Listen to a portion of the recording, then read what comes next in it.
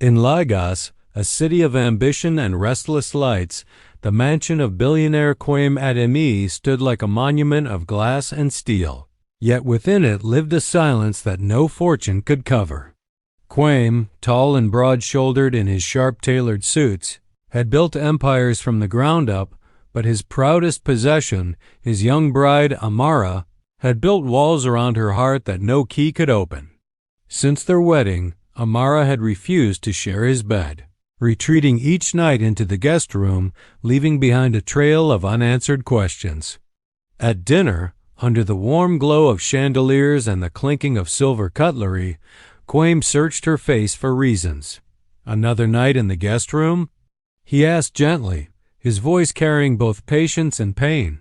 Amara, graceful in a flowing emerald gown, kept her eyes lowered and replied, "It's better this way, Kwame." Her words clipped like glass breaking softly.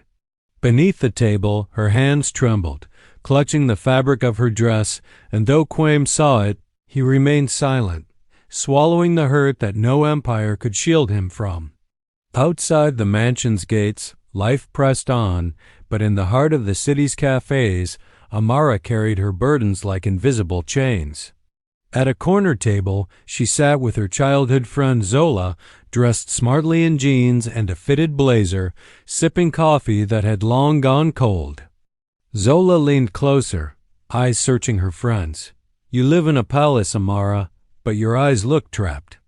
Amara sighed, her voice breaking in places she thought she had hardened. "Because not every palace feels like home." Those words lingered like smoke in the air, heavy with secrets. Meanwhile, Kwame worked late in his towering office. The city lights stretched beneath him like rivers of gold. His jacket was folded neatly on a chair, his crisp white shirt rolled at the sleeves, but his eyes were fixed on a single CCTV feed of their bedroom.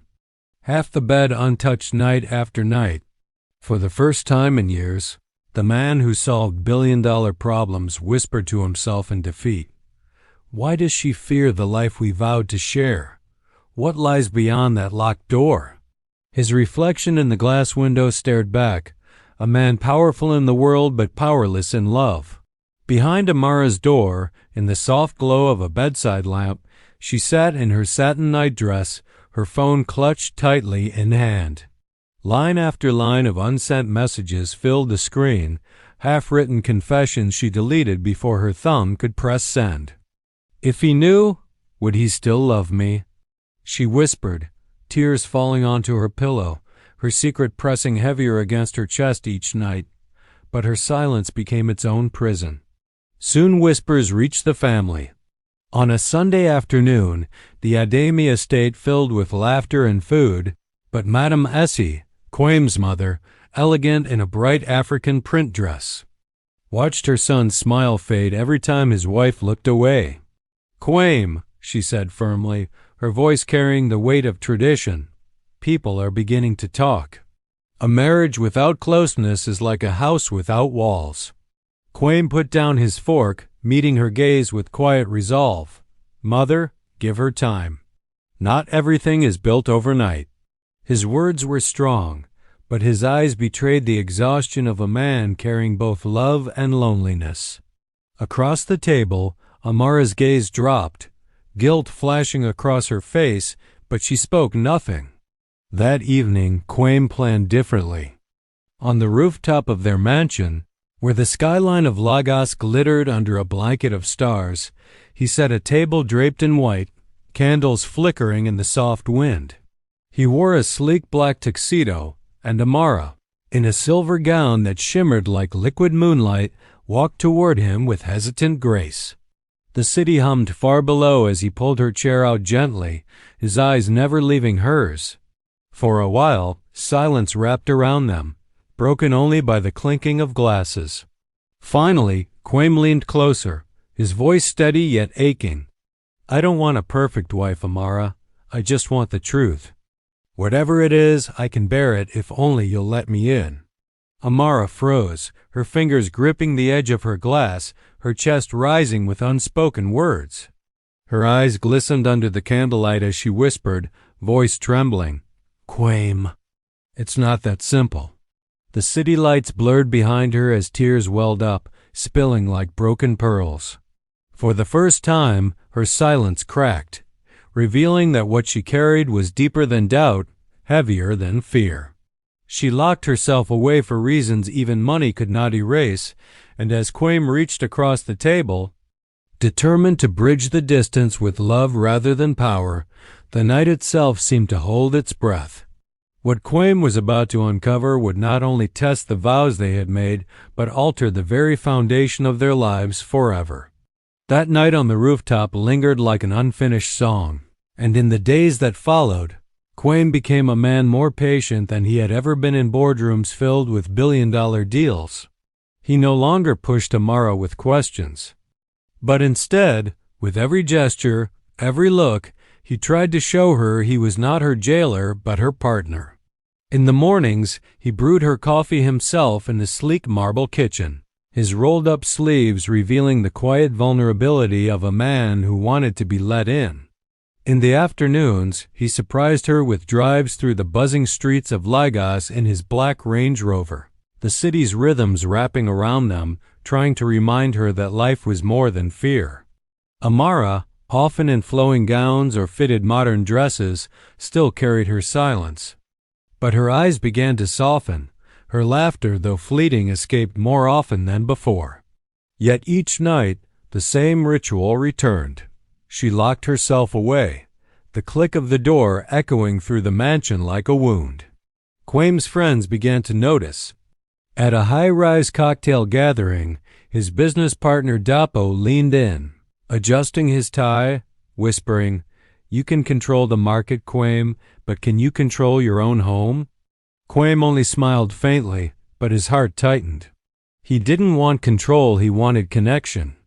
That weekend, during a charity gala, Amara stood beside him in a glittering golden gown, dazzling every camera lens, but behind the flashbulbs, she whispered, "Quaim, there's something you deserve to know, but I'm not ready."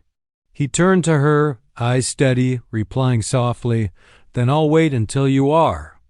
Amara's secret was not what society would expect. It was no scandalous affair, no hidden child, no betrayal. It was something older, buried deep in her past, a wound she had never allowed to heal.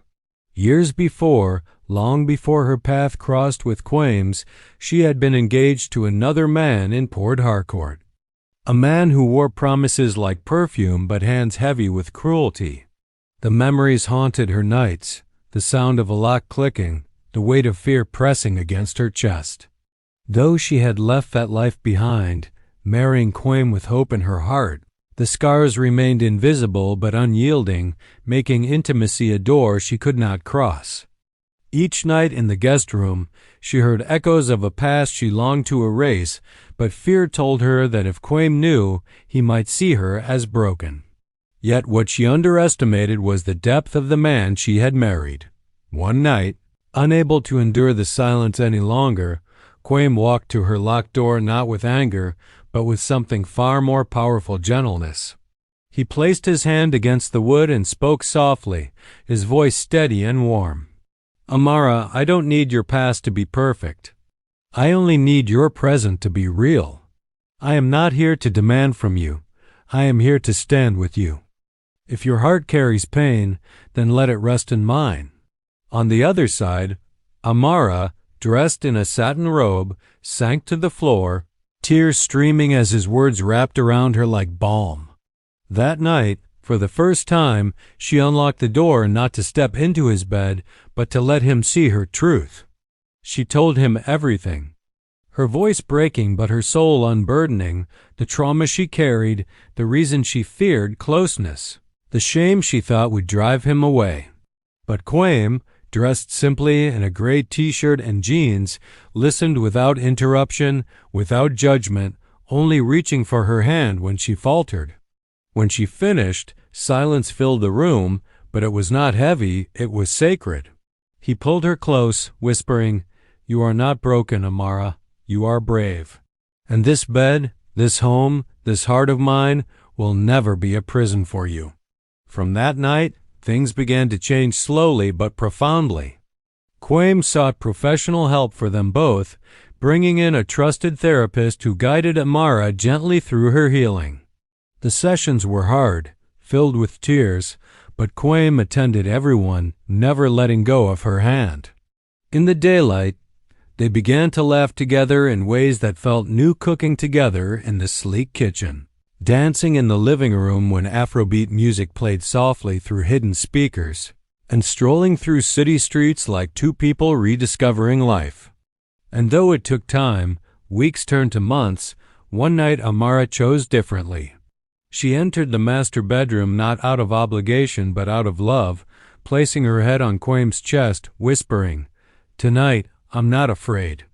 The weight lifted from his heart as he held her close, not as a billionaire who had won, but as a husband who had been trusted with the most fragile gift, her heart. News of their closeness soon silenced whispers.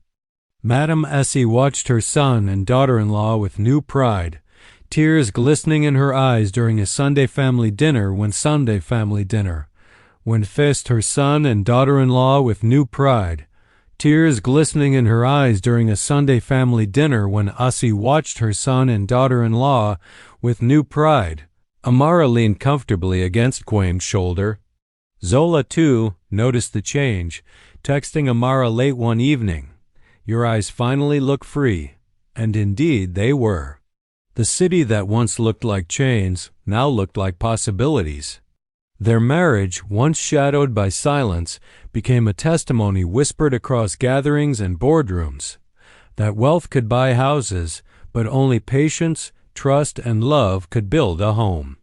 And so the story of Quaim and Amara was not one of scandal but of healing, not of forced closeness but of chosen love.